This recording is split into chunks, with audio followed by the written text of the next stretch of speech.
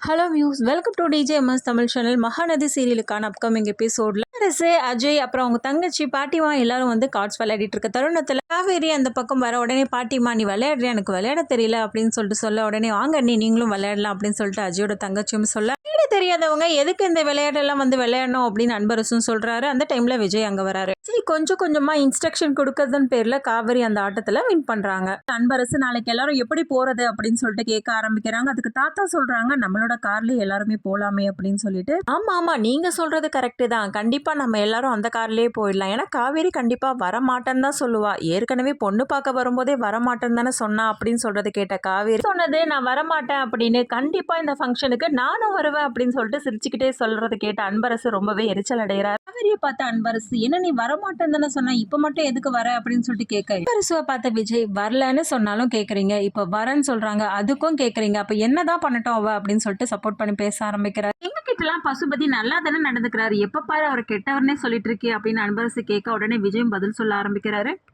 என்னென்னலாம் காவேரியோட குடும்பத்தாளுங்க கிட்ட மிரட்ட ஆரம்பிச்சாரு தெரியுமா, அன்னைக்கே நான் பார்த்துட்டேன் அவரோட சுயரூபத்தை அப்படின்னு சொல்லிட்டு சொல்ல ஆரம்பிக்கிறாரு. ரொம்ப பேசிட்டே இருந்தாரா, அதனால தான் நான் தட்டு தட்டினேன் அப்படின்னு சொல்லிட்டு சிரிச்சுக்கிட்டே சொல்றாரு விஜய். காவேரி நைட்டு வேலையோட படுத்தாதான் காலையில சீக்கிரமா எழுந்து கிளம்ப முடியும் அப்படின்னு சொல்லிட்டு காவேரியை கூட்டிட்டு ரூமுக்கு போறாரு விஜயும். காவேரியை பார்த்த விஜய், நிச்சயதார்த்தமே நடக்க கூடாதுன்னு சொல்லிட்டு ட்ரை பண்ணிட்டு, தேவையான துணிமணிகளை இப்பவே எடுத்து வச்சிட்டு இருக்கே அப்படின்னு கேட்க, நாளைக்கு என்ன நடக்க போகுதுன்னு மட்டும் பாருங்கன்னு சொல்லிட்டு சிரிச்சுக்கிட்டே சொல்ல, என்ன பண்ண போற அப்படின்னு சொல்லிட்டு ஷாக்கிங்கா கேட்க, பசுபதி உன்னை கடத்த நான் அது மாதிரி யாரையாவது கடத்த போறியா அப்படின்னு சொல்லிட்டு சிரிச்சுக்கிட்டே கேட்க ஆரம்பிக்கிறாரு. நான் ஏங்க அந்த வேலையெல்லாம் பண்ண போறேன் அப்படின்னு சொல்லிட்டு காவேரியும் சொல்ல, காவேரி ஒரு நிமிஷம் இங்க வந்து உட்கார, பயப்படுறியா நீனு, கண்டிப்பா நாளைக்கு எதுவும் நடக்காத அளவுக்கு நான் பாத்துக்கிறேன், நீ ஏன் பயப்படுற அப்படின்னு சொல்லிட்டு விஜயம் ரொம்ப கேஷுவலா பேச ஆரம்பிக்கிறாரு. எங்க பயப்பட போறேன், அப்படிலாம் எந்த பயமும் இல்லை அப்படின்னு சொல்லிட்டு பேசிட்டு இருக்கும்போது, இதே மாதிரி தான் மறுநாள் எங்க அக்காவோட நிச்சயதார்த்தம். அதுக்கு முந்தின நாள் நல்லா கலகலப்பா லைட் செட்டிங்லாம் போட்டு எல்லாருமே ரொம்ப சந்தோஷமா பேசிட்டு இருந்தோம். அந்த பசுபதி கிட்ட பேசிட்டு வந்து தான் படுத்தாரு. அதுக்கப்புறம் என்னாச்சு ஏதாச்சுன்னு தெரியல, ஏதேதோ சொல்லிட்டு இருந்தார். அந்த டைம்ல நானும் சரியா எங்க அப்பா கிட்ட கவனிச்சு காது கொடுத்து கூட சரியா கேட்கல.